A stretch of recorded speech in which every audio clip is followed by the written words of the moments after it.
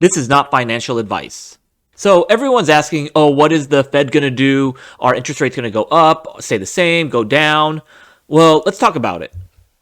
Here we have a chart of the federal funds rate here in the blue line, and we'll go over a little bit of history to see where we were from the past and where we're going into the future. So let's kind of understand what's the drivers behind what these interest rates are for the past, looks like 100 years. So we had the Great Depression back in 1930, when we could see interest rates were falling, kind of, and they were at zero, kind of like they are now. And then if we look at or understand that the main driver of the economy is demographics. So at the end of World War II, we had the baby boom generation, the great expansion of our population, right? And that generation, they get into their spending wave around, their 30s, and they're borrowing cars, borrowing loans for cars, homes, having kids, spending lots of money, driving the economy. So that's why we can see interest rates going up and peaking in the 80s. That's what actually happened. And then, so what happened since then? Well, our population hasn't grown at the same rate as since that generation. So our economy slowed down. And what happens? Central banks, with their Keynesian economic principles, they want to, they believe that the state is responsible for trying to keep the economy going. So how do they do that? So here, going in from 1980 to now, here in 2020 on this chart, we can see that interest rates have been slowly and steadily falling down in a downward trend. And we know that bond rates, the interest rates are inversely correlated to their value. And so we had this great bond bull market from 1980 to now. And then again, why is that?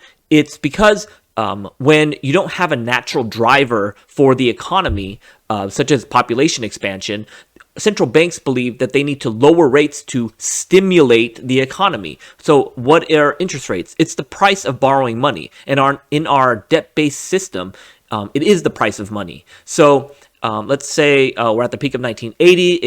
Interest rates are coming down to stimulate the economy. And then people are like, oh, interest rates are a little bit cheaper. I'll go ahead and maybe borrow because it's cheap, right? It's cheap to borrow. So people, I'll go out and borrow, and it stimulates the economy. And then things are kind of going, chugging along.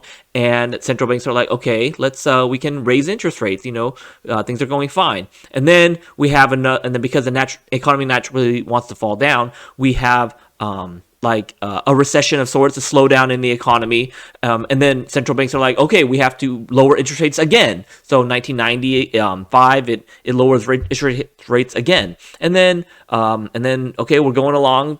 Central banks are like, okay, let's raise interest rates again, and then things are kind of going fine. The economy's chugging along, and then it goes into another recession, and then rinse and repeat. So that's kind of where we are right now. But if we look at this chart, back in 2008 during the Great Financial Recession, interest rates went to zero, and here we can see that interest rates kind of follow inflation. So here we have the 10-year yield. The last slide was the Fed funds rate. The 10-year, we can see it kind of follows as inflation goes up, then it kind of correlates, and it's a lagging indicator. And then as inflation comes down, so do interest rates. Just so we can see that correlation. So we're going to take in this chart a real big step back. So with inflation, commodity prices go up. Right? People are worried that the price of goods are going to go up with inflation. So here we have a very long-term chart of commodity prices going back all the way to the Napoleonic Wars back in 1812 on the very left side. In the last slide, we talked about inflation, and then so here we can kind of see what's going on with inflation, the interest rates, and how they fluctuate over time. So we have high interest rates, and then looks like we have they peak and then they trough, right? The War of 1812, high inflation, and then we had the first U.S. Depression in 1824. Then the Civil War, peaked in commodity prices, and then we had the Long Depression in 1875, World War One, and then the Great Depression, the Cold War peaked, and then now we are currently in, technically according to commodity prices, a depression. So we kind of have a trend here. We can see during wars, things are really expensive, and then we have depressions when prices are really cheap.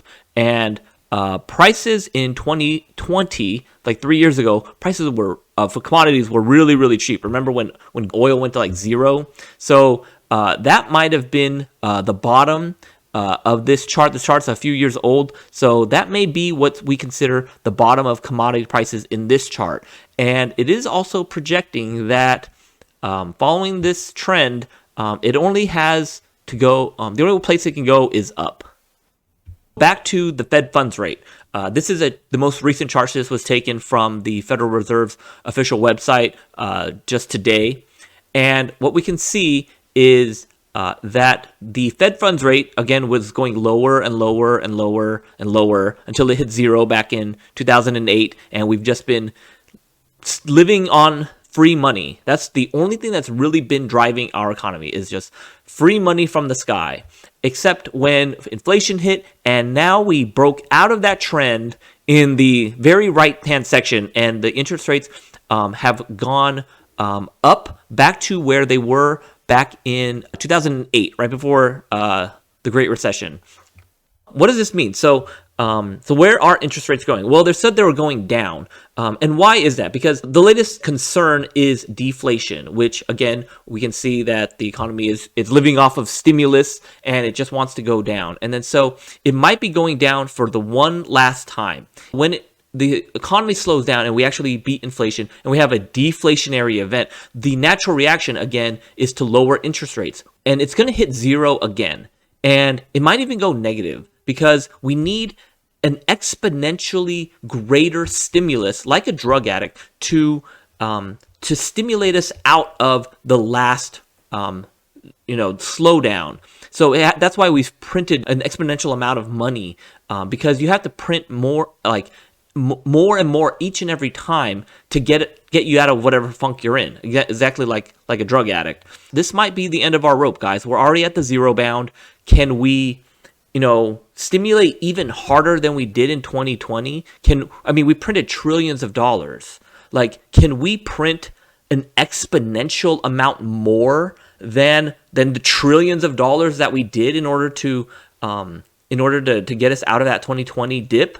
Well, that was like we had to pump so much just to get us out of that 2020 pitfall. Do we have enough to do that again? We might have to go. That's why people say we might have to go to negative interest rates, because we might have to pump that much.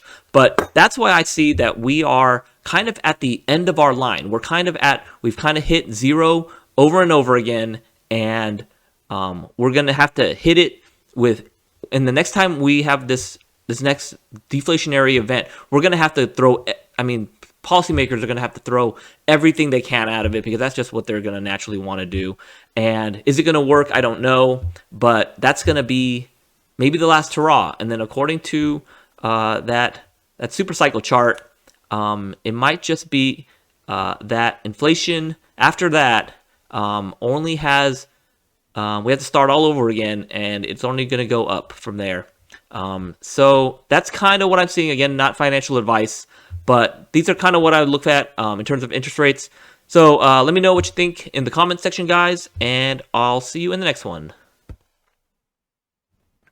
So I think one of the big stories is that we really are getting inflation down to their targets, and that ultimately it'll go below their targets. And ultimately, as you know, I believe the bust is going to be deflation. My view is that rates are trending down, will continue to trend down, and ultimately, when the economy really becomes clearly weak, and the Fed has to come in with both feet in the other direction, you'll see rates really give up the ghost and go to, new all-time lows. I think you'll see negative rates in the bust. I think you'll see the 10-year down to zero or maybe even negative. And I think you'll see the 30-year down to at least a half or maybe lower. So, I mean, that'll be the last hurrah. It's kind of the end of the secular bull market in bonds. Not coincidentally, the bond market's in its 42nd year of a secular bull market itself. So both are coming to the end. And again, the end is a big one. I don't think we'll see those rates again in our life, certainly in my lifetime, but probably not in your lifetime. I don't think we'll see down that low. I don't think we'll see stock market at these levels again for at least decades.